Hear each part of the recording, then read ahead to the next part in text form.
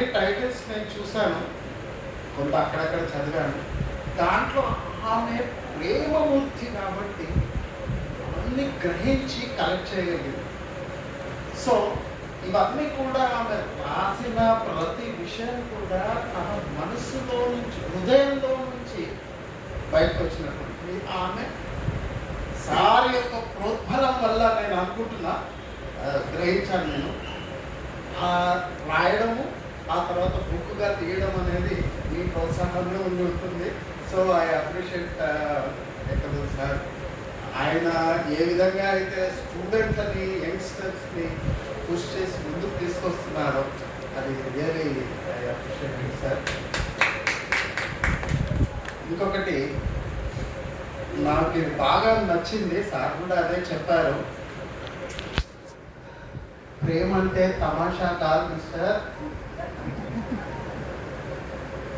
అది ఒక ఆసరా, ఒక భరోసా. ఈ ఒక్క లైన్ తీసుకోండి, మీరు ఒక్క రోజు మనం చర్చించవచ్చు, అంత మీనింగ్ ఉందండి.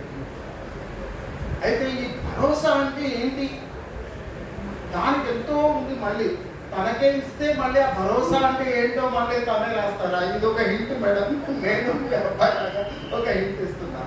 ఈ తమాషా కాదు మరి భరోసా, మరి ఇది ఏంటి అసలు? మీరు మళ్ళీ దాన్ని ఇంకా కొంచెం ముందుకు తీసుకెళ్ళచ్చు.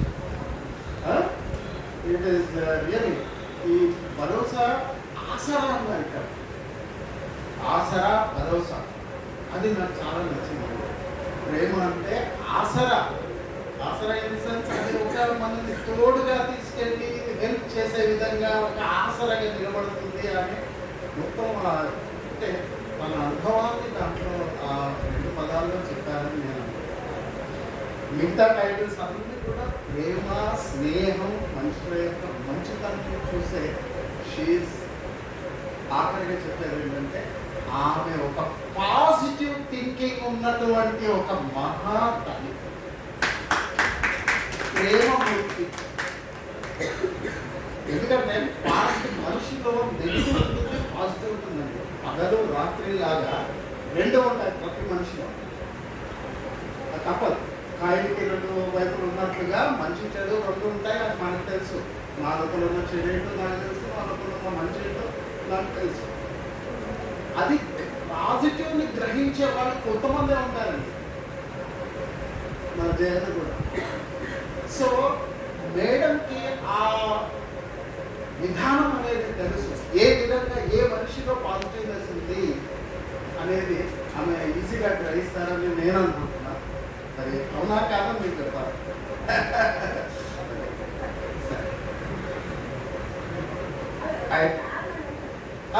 తప్పకుండా చెప్పాలి మేడం. నేను ఇంతతో ముగిస్తున్నాను. ఎందుకంటే అంటే ఇటువంటి బుక్స్ ఇంకా మీరు రాయాలని, ప్రచురించాలని నేను మనస్ఫూర్తిగా కోరుకుంటూ, మళ్ళీ మీరు ఇలా పిలిస్తే మళ్ళీ మేము ఇంకో కొత్త బుక్ గురించి మాట్లాడాలని అనుకుంది. So please keep it up.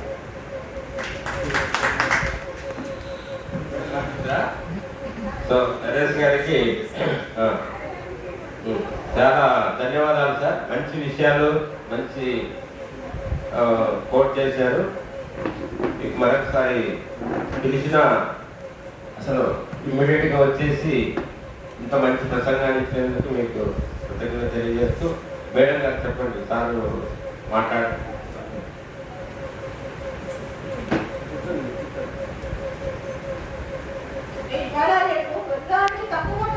చాలా ఎక్కువైపోయింది. ఇప్పుడు బాయ్ ఫ్రెండ్ అంటే ఎవరు? బాయ్ ఫ్రెండ్ అంటే ఎందుకు తప్పు కొట్టాలి? నిన్ను ఎక్కడో కాలేజీలు ఎక్కడ ఉన్నాయి, ఊరంతా ఉంటున్నాయి. అలాంటి సమయాల్లో ఆ పిల్లలు వస్తుంటే తెలుసు నాకు బాయ్ ఫ్రెండ్ నా బండి మీద వచ్చేసే ఎలా ఉంటాను, నీకు కాపాడిస్తూ ఉండే ఎక్కి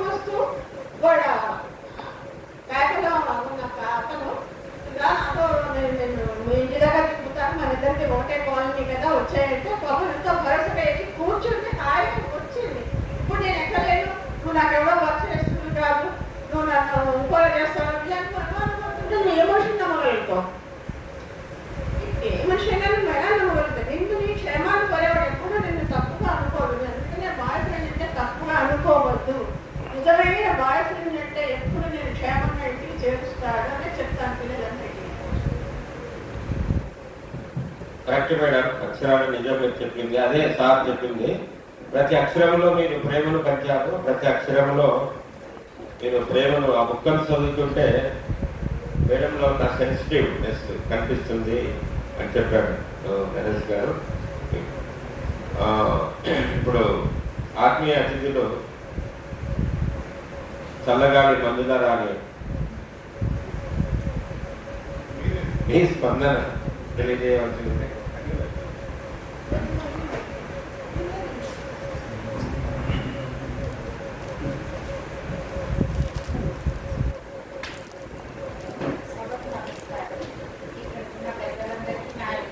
అభినందనలు, నా యొక్క పాదాలు. నాకు మాట్లాడటం కాదు, కానీ నన్ను మాట్లాడించే వ్యక్తి ఎటువంటి శ్రీరామ్ గారు.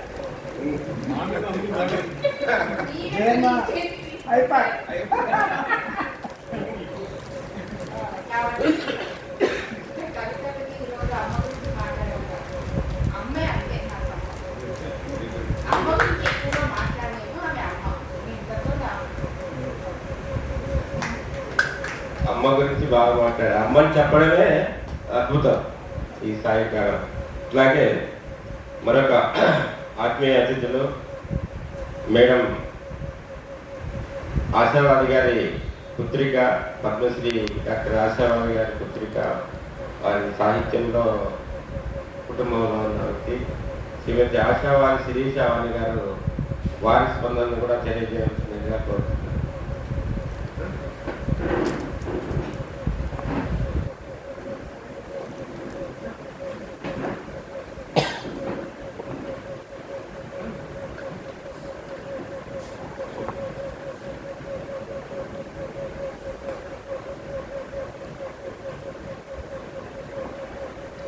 సభకు నమస్కారము.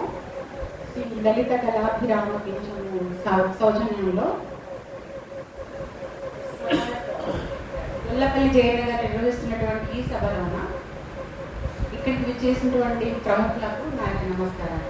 ముందుగా మొదట రచయిత్రి గారి గురించి 2 మాటలు చెప్పాలనుకున్నాను. తన మాటలు ఇంతవరకు మనం విన్నాం. మామూలు సరళమైన భాష ఉంది, కానీ పద్యం చదివినప్పుడు తనలోని ఆ భావన ఎలా వ్యక్తీకరిస్తున్నారనే విషయం పద్యం చదివితే కానీ మనకు తెలియదు. కానీ చదివినప్పుడు మనకు క్లియర్గా అర్థమవుతుంది తను ఎలాంటి స్వభావంతో ఉన్నవారు అని.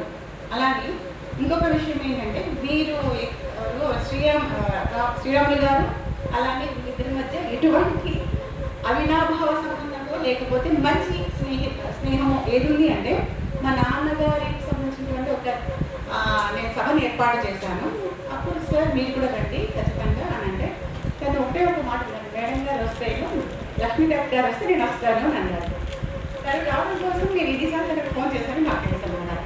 అంటే ఆ అభిమానం ఎలాంటిది అంటే, ఓకే ఆ వ్యక్తిని కూడా ఎలాగో ఒకలాగా తను తీసుకుని రావాలి, నలుగురిలో తీసుకుని రావాలనేటువంటి తపన ఉంది. అక్కడ ఆ స్నేహం యొక్క విలువ అనేది తను ఎంత ఇస్తున్నారనే విషయం మనకు క్లియర్గా అర్థమవుతుంది. అని ఇంతకుముందు చిన్నపిల్లలు వీళ్ళని ఎలా ప్రోత్సహిస్తున్నారు ఓకే అనే విషయం కూడా వాళ్ళిద్దరు వాళ్ళ యొక్క మాటల్లో క్లియర్గా తెలుస్తుంది. తను ఏ విధంగా చేస్తున్నారు ముందుకు తీసుకురావడం. ఈ సభాముఖంగా ఒక మాట అయితే చెప్పాలనుకున్నా ఏంటంటే, మొదటగా మన జయన్న గారు కొత్తగా వచ్చినటువంటి కవులను కవిత్రులను ఒక సమావేదిక అంటూ ఎలా కల్పిస్తున్నారు, అలా కల్పించడం వల్ల వాళ్ళ యొక్క సాహిత్యం నలుగురిలోకి వెళ్తుంది. అదే ఈ కాలంలో మనం చేయాల్సిన పని. మనకు సాహిత్యం రావట్లేదు, కానీ వచ్చిన వాళ్ళను ఎలా ప్రోత్సహించాలంటే మొదటిగా మనము అభినందించాలి, వాళ్ళని ప్రోత్సహించాలి. దానికి నేను మనస్ఫూర్తిగా జయన్న గారికి అభినందిస్తున్నాను. ఈవెన్ మధ్య మధ్యలో చిన్న చిన్న ఇంగ్లీష్ పదాలు దొరుకుతాయి. నాకు ఇంతకుముందు మన రామ్మోహన్ రావు గారు ఎలా చెప్పారో ఇంగ్లీష్ మీడియంలో చెప్పడం వల్ల నాకు కొన్ని పుస్తకాలు అలా దొరుకుతూ ఉంటాయి. ఇంకొక విషయం ఏంటి, కొడుకుకి పుస్తకాన్ని అంకితం చేయడం చాలా బాగుంటుంది. ఆ పదాలు ఒక తల్లికి మాత్రమే తెలుస్తుంది. తను ఎలా అంటే ఏమంటారు, మన శ్రీనివాస్ గారికి తల్లి యొక్క ఆకలి తెలియకపోవచ్చు, కానీ తన ఆకలి ఏంటో తెలుసు. ఏంటి తన ఆకలి ఏంటి అంటే సాహిత్యం. తన మనసుని 24 గంటలు ఆ సాహిత్యంలో పెడితే ఖచ్చితంగా యవనంగా ఉంటుంది అనే విషయం తనకు తెలుసు. కాబట్టి అమ్మా తిన్నావా అనుకున్నా చేసావా రాసావా ఈ పదాలు మాత్రమే చెప్తూ వచ్చారు. ఓకే, తను యూఎస్లో ఉన్నా కూడా తన మనసు తల్లి మీదే తనకు 24 గంటలు ఉంటుంది. ఈ విషయంలోనే తను ప్రతిసారి తను అడుగుతున్నారు. ఈ కాలంలో తిన్నామని ప్రతి ఒక్కరూ అడుగుతారు. అందులో పెద్ద గొప్పతనం ఏం లేదు. తల్లిని యాక్టివ్ అవుతారు. ఇక్కడ మీరు కనిపిస్తున్నారండి 80 years అంటే నేను 50 yearsకే కాలు నొప్పి చేతులు నొప్పి అన్ని నొప్పులుగా ఉంటున్నాను. ఓకే, తను 80 yearsలో కూడా యంగ్గా ఉన్నారు అంటే ఒకే ఒకటి, తన మనసు 24 గంటలు సాహిత్యం వైపే వెళ్తుంది. దానివల్లే తను యంగ్గా ఉన్నారు. ఒక సాహిత్యమే కానక్కర్లేదు, ప్రతి ఒక్కరికి యంగ్స్టర్స్ కూడా ఉన్నారు. మీరు ఇందులో నిస్నాహుతులో అంటే మీకు ఏదైనా ఒక యాక్టివిటీ మీద ఇంట్రెస్ట్ ఉంటే దాని వైపు మీ మనసును నిమగ్నం చేసి దానిలో మీరు ఎంతో కొంత సార్థకతను కావాలి అంటే ఎంత చేయని కృషి చేయాలి. ఓకే, కాస్తంత ఓపిక చేసుకొని మీరు మనసు పెట్టి లగ్నం చేసి ఓకే చేశారు అంటే ఖచ్చితంగా సక్సెస్ అవుతారు. దానిలో మంచి పేరు వస్తుంది, దాంతోపాటు ఆర్థికంగా అఫ్కోర్స్ సెటిల్ అవుతారు. అది సెకండరీ పాయింట్. మనసుకు ఆత్మను ఏమంటారు, మన ఆత్మ సంతృప్తి అని ఒకటి ఉంటుంది. ఆత్మానుభూతి అనేది మనం ఏదైనా ఒక విషయం పట్ల శ్రద్ధ వహించి నేర్చుకున్నప్పుడు అప్పుడు మనకు అది కలుగుతుంది. అది ఉన్నప్పుడు ఖచ్చితంగా యంగ్స్టర్గానే ఉంటాం మనం. అంటే యవ్వనం అనేది మన ముఖంలో, మన రచస్సులో, మన మాటల్లో, మన వేషధారణలో ఆటోమేటిక్గా వచ్చేస్తుంది. ఓకే, కాబట్టి యంగ్స్టర్స్ నేను ఒకే ఒక రిక్వెస్ట్ చేస్తున్నాను, హ్యాపీగా చక్కగా ఉండండి, చేతులెంతలో నలుగురికి సహాయం చేయండి, సంతోషంగా ఉండండి. చాలా పాజిటివ్ వైబ్స్ అనేది మీరు ఎక్కడ ఉన్నా కూడా నలుగురికి ఆ పాజిటివ్ వైబ్స్ అంటూ చేస్తుంటారు. దీని పేరుకి మ్యాథ్స్ టీచర్. ఓకే, స్ట్రిక్ట్గా ఉంటారు. మనంతా మ్యాథ్స్ టీచర్స్ అంటే ఎలా ఉంటామో తెలుసు. కానీ నేను కాస్త డిఫరెంట్ ధోరణిలో వెళ్తున్నాను. ఏ విధంగా అంటే ఇది లవబుల్ మ్యాథ్స్ టీచర్. ఓకే, ఏమంటారు, అలానే ఇంకొకటి ఏమంటారు, ప్రేమతో ఉన్నటువంటి మ్యాథ్స్ టీచర్. ఏదైనా తప్పు చేస్తే అరుస్తాను, ఆ తర్వాత మళ్ళీ చెప్తాను ఎందుకు అరిచాను అని మళ్ళీ వెళ్ళి శంకర్ దాదా ఎంబీబీఎస్ లాగా హక్ చేసుకుంటాను. ఓకే, ఎందుకంటే వాళ్ళకి తప్పు తెలియాలి, తర్వాత మార్చుకోవాలి, చక్కటి దారిలో వాళ్ళు వెళ్ళాలి. ఏంటంటే ఎడ్యుకేషన్ అంటే మార్క్స్ కాదు అనే విషయం ప్రతిసారి ప్రతి క్లాస్లో ప్రతి ఒక్కరికి చెప్తూ ఉంటాను. ఓకే, ఆ విషయం very important point. Yes, education is not marks. Okay. Education is learning. Something else. We need to do some sort of services. That should start from us. కానీ యూఎస్ నుంచి వచ్చిన చక్కటి తెలుగు భాష నాకు ఎంత హ్యాపీ అనిపించిందంటే అయ్యో ఇలా ఉంటే ఇంకా అనిపించింది మనకి ఏం కావాలి. నేను ఉన్నానంటే ఏదో కొన్ని మీటింగ్లో అలా నలుగురితో కలవడం వల్ల తెలుగు మొత్తం చూస్తుంది. కానీ ఆల్మోస్ట్ 30 years నుంచి ఆ కేవీలో ఉండి గాడి వచ్చి రాని ఇంగ్లీషు, వచ్చి రాని హిందీ. ఓకే, తెలుగు అఫ్కోర్స్ నేను కూడాను తెలుగులో కవితలు రాసేదాన్ని. అవన్నీ అయిపోయాయి. ఏదో 120 పరిమితం అయిపోయాను. లేదండి పాపం మోహన్ రావు గారి బుక్ చదవడమ్మా అని అంటే వద్దు సార్ అన్నాను. అంత ఫ్రాంక్గా చెప్తున్నానంటే మాకు తెలుసు వంట చేసుకున్నామా, ఉద్యోగం చేసుకున్నామా, దాంతో అయిపోతాయి. 24 hours అయిపోతాయి అన్నమాట. ఇంకా మరి ఇంకొక వ్యాపకం ఉన్నది, మనసు శరీరము కంప్లీట్గా అలసిపోతుంది.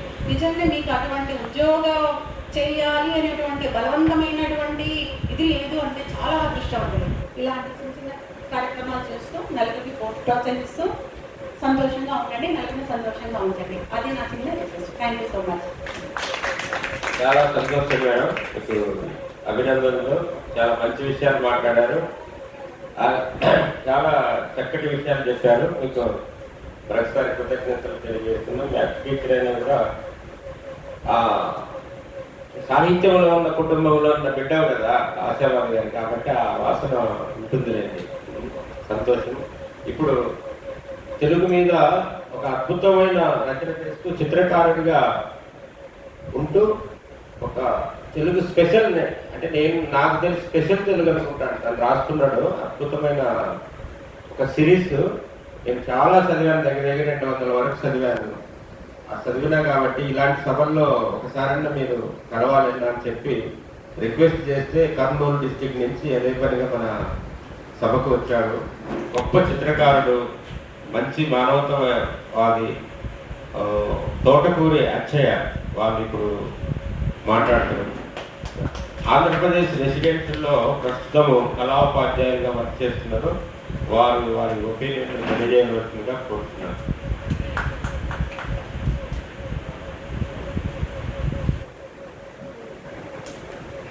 సభాధ్యక్షులు జయన్న గారు, మరి గొప్ప గొప్ప కవులు, కళాకారులు, సాహిత్య రచయిత్రి మా అందరికన్నా వయసులో పెద్దది, మా అందరికి ఇలాంటిది. కానీ ఇంతకాలం నుంచి కూడా తను సాహిత్యం మీద తను ఏదో రాయాలి ఒక తపనతో కాలం అనే నాకు ఈ జయన్ గారు ఇన్విటేషన్ పెట్టినప్పుడు కాలంతో నా కలమనగానే నాకు ఏదో స్ట్రైక్ అయింది, ఏదో సంథింగ్ ఏదో జరుగుతుంది అని.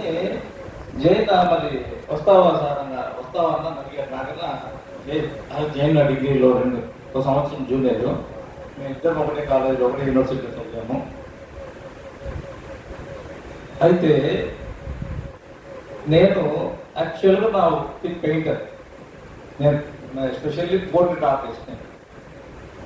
నేను బరోడా యూనివర్సిటీలో పీజీ, తర్వాత మైసూర్ యూనివర్సిటీలో పీజీ, మాస్టర్స్ పెయింటింగ్లో చేశాను. తర్వాత నాకు ప్రవృత్తి చిన్న చిన్న కవితలు రాయడం అనుకోండి, ఏదో సరదా నా కోసమే, నేనేమి ఎక్కడ ప్రచురించాలని. నేను దాదాపు ఎన్ని రాసింటానో నాకే తెలియదు. సరదాగా నేను పెయింటింగ్ వేసుకుంటూ ఏదో గుర్తొస్తే పెయింటింగ్ ఆపి ఏదో రాసి అది అక్కడ పడేసేది పేపర్ మీద. అది నా సంతోషం కోసం. అయితే యాక్చువల్గా నేను పీజీలో నా థీసిస్ శృంగారరస అనే సబ్జెక్ట్. ఎక్కువ శృంగారం మీద నేను రాసిన కవితలు, పాటలు, పద్యాలు. నేను పద్య కవితలు దాదాపు రాస్తాను. అయితే మేడం గారు ఈ టైటిల్ చూసిన తర్వాత నేను రావాలని ఆశపడే నిజంగా వచ్చాను. యాక్చువల్గా రేపు పొద్దున్న మనకి ఇంటర్మీడియట్ ఎగ్జామినేషన్ ఇన్విజిలేషన్ ఉంది. అయితే నేను అక్కడ ఏదో సాగు చెప్పి ఇక్కడికి రావాలనే ఉద్దేశంతో నాకు కన్ను కనబడదు. యాక్చువల్గా నాకు ఒక కన్ను ఒక ఐ ఆపరేషన్ అయింది. నాకు ఆ రిపోర్ట్స్ అని పెట్టి నేను ఇన్విజిలేషన్ క్యాన్సిల్ చేసుకుని వచ్చాను అనమాట. ఎందుకంటే జయన్న గారి మాట కోసమే వచ్చాను. మనము ఇంతసేపు చాలా మంది గొప్ప గొప్ప శ్రీరామ్ సార్ గొప్ప కవి అని మనకు ప్రచురమైనటువంటి వ్యక్తి. మేమైతే ఎక్కడ ఏమి రాసినవి గాలిపటాలే మా కవితలండి. అయితే కవిత్వము అని అంటే ఇది ఎవరో ఇచ్చిన డెఫినేషన్ కాదు, నేనే ఇస్తున్నాను. మనం కనినవి, విన్నవి, నేర్చుకున్నవి, నెమరు వేస్తున్నవి, ఇవన్నీ ఒక్కొక్క మనిషి ఒక్కొక్క రకంగా వారి వారి తత్వాన్ని బట్టి అది కవిత్వంగా మారిపోయింది. కవి తత్వం, మనిషి మనిషికి ఒక తత్వం ఉంటుంది. ఇప్పుడు మీరు ఒక రకంగా ఆలోచిస్తారు, నేను ఒక రకంగా. ఎట్లా మనం పెరిగిన అట్మాస్ఫియర్ మీద ఆధారపడి ఉంటుంది మ్యాక్సిమం. ఒక రిచ్లో పుడతారు, ఒకరు పూర్లో పుడతారు. వారి వారి సరౌండింగ్స్లో ఏం జరుగుతున్నాయో దాన్ని బట్టే మనిషిలో మార్పు, తత్వం వస్తుంది. అయితే ఈ కవిత్వము ఏం చేస్తుంది? సొసైటీలో నిద్రపోతున్న వాడిని మేల్కొల్పుతుంది. ఆ మేల్కొల్పడంలో అది భాషలో పట్టుండాలి. అది తెలుగైనా, ఇంగ్లీష్ అయినా, ఏ భాషలో ఏం మాట్లాడుతున్నా ముందు భాష మీద మంచి పట్టుండాలి. తర్వాత భావన విశాలంగా ఉండాలి. దాని అర్థము, భాష రాస్తే, ఒక పదం రాస్తే ఆ పదానికి ఎన్నో రకాల అర్థాలు మనం వెతుక్కోగలాలి. ఇలాంటి కార్యక్రమంలో అసలు ఇంకొక విషయము మీ అందరితో షేర్ చేసుకోగలుగుతాను. లోకంలో బహు చెడ్డది ఉంటుంది. అసలు ఈ సంబంధం లేని విషయం, కానీ నేను చెప్తున్నాను, బహు చెడ్డది. అది ఏంటి అంటే ఆకలి. కవిత్వం ఎలా వచ్చిందని దానికోసం నేను డెఫినేషన్ చెప్తాను. ఆకలి. ఆకలి కడుపు నిండిన తర్వాత మనిషి ప్రవర్తన ఒకలా ఉంటుంది, నిండక ముందు మనిషి ప్రవర్తన ఒకలా ఉంటుంది. రెండవది స్నేహం. స్నేహము మనిషి, మగవాడు ఆడవారి స్నేహం కోరుతారు, ఆడవారు మగవారి స్నేహం కోరుతారు. ఈ రెండు అయిపోయిన తర్వాత మూడవది, వెంటనే వాడికి రెండు తీరిన తర్వాత అహంకారం వస్తుంది. అహంకారంతో కడుపు నిండేది కనుక ఇక్కడ రారా అంటాడు, ఇంకా అంటాడు, ఇంకా అంటాడు, రకరకాల. అంటే హెల్తీ లాంగ్వేజ్ కూడా మాట్లాడుతుంటారు. ఎవరు? కడుపు నిండినవాడు. అప్పుడు దాంట్లో భాగంగా ప్రతిబింబించడం మొదలైంది. ఎలా ప్రతిబింబిస్తారు? అది కవిత రూపంలో కావచ్చు, కావ్యం రూపంలో కావచ్చు, సినిమా రూపంలో కావచ్చు, డ్రామా రూపంలో కావచ్చు, రకరకాల విధాలుగా ప్రతిబింబించినప్పుడు యుద్ధ రూపంలో కూడా కావచ్చు. అప్పుడు కవిత్వము మొదలైంది. అంతే కదా, మనిషి ప్రతిబింబించినప్పుడే వాడికి ఆన్సర్ ఇవ్వాలంటే ఎదుటి వాడికి ఏదో ఒకటి చేయాలి. అది సినిమానా ఇంకొకట చేసుకుంటే మనిషి అయితే మనిషి కాలానికి, మనిషి జీవన విధానానికి ముడిపడి ఉంటుంది. కాలంతో పాటే మేడం మీరు రాసినటువంటి టైటిల్ కాలానికి, మనిషి జీవన శైలికి, జీవన విధానానికి, బ్రతుకు తెరువుకు ఈ రెండు కాలానికి ముడిపడి ఉంటాయి. ముడిపడకపోతే అది వేరే. అందుకే మనిషి బ్రతుకుతున్నాడు. అంటే సమాజంలో సంఘజీవిగా బ్రతకాలంటే ఒకరి అవసరం ఒకరికి కావాలి. ఇది సత్యమైనటువంటి సమాజం. రకరకాల ఒక్క నిమిషం మేడం, ఎక్కడో మిస్ అయిపోయింది.